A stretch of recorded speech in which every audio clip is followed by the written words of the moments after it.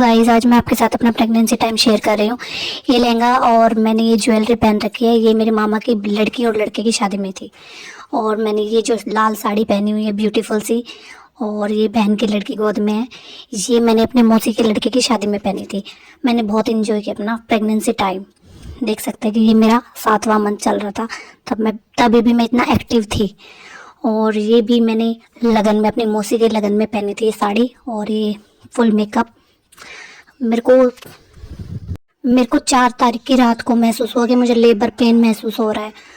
तो मुझे मम्मी ने कहा कि हम डॉक्टर के चलते हैं। तो मम्मी बैग पैक कर रही थी और मुझसे कंट्रोल नहीं हो रहा था। मुझे लग रहा था कि बस मैं भी चली जाऊं। और गाड़ी स्टार्ट की पापा ने। मेरी बड़ी बेटी मेरी गोद में थी। वो बार बार पूछ रही थी, मम्मा हम कहाँ जा रहे हैं, मम्मा हम कहाँ जा रहे हैं। तो मैंने उसे कहा कि बेटा हम जा रहे हैं, हॉस्पिटल जा रहे हैं। और उस टाइम पे बहुत कोहरा भी हो रहा था, इतनी ओस जम रही थी गाड़ी पे, कुछ दिखाई भी नहीं दे रहा था, क्योंकि 4 जनवरी बहुत सर्दी का। और फाइनली हम पहुंच गए थे हॉस्पिटल, और मुझसे तो चला भी नहीं जा रहा था, मेरी ऐसी हालत हो रही थी। उसके बाद हम इमरजेंसी में गए, इमरजेंसी में मुझे एडमिट किया।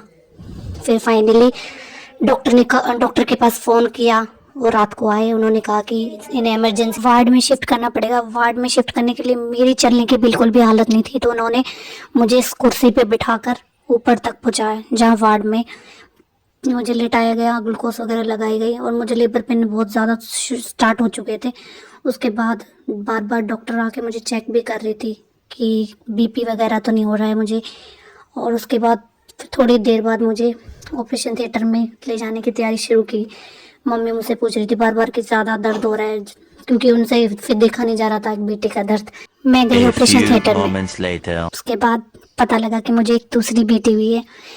दूसरी बेटी होने के बाद फिर मुझे तो रिकवरी में रखा गया और मेरी बेटी को बाहर दे दिया गया।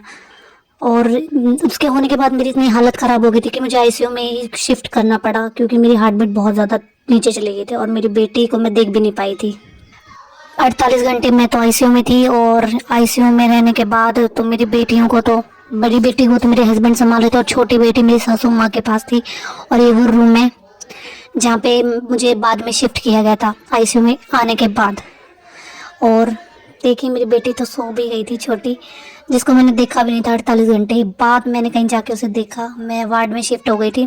फिर मुझे कुछ नाश्ता वगैरह दिया। मेरी हालत ऐसी थी कि मुझे उठा तक नहीं। आज डे जब मेरे को छुट्टी मिलने वाली थी, तब यहाँ के स्टाफ ने छोटा सा केक, गिफ्ट हैम्पर और रोज़ दिया मुझे। अच्छा फील हो रहा था उस टाइम। और मेरी हालत इतनी ठीक नहीं थी, जब मैं खुद से खड़ी हो जाऊं तो बेड के सहारे लग के ही मैंने केक कटिंग की। और पूरा स्टाफ वहाँ पे आया था। ये देखिए, ये वो डॉक्टर हैं जिन्होंने मेरा ऑपरेशन किया था, जिन्होंने मुझे केक खिलाया।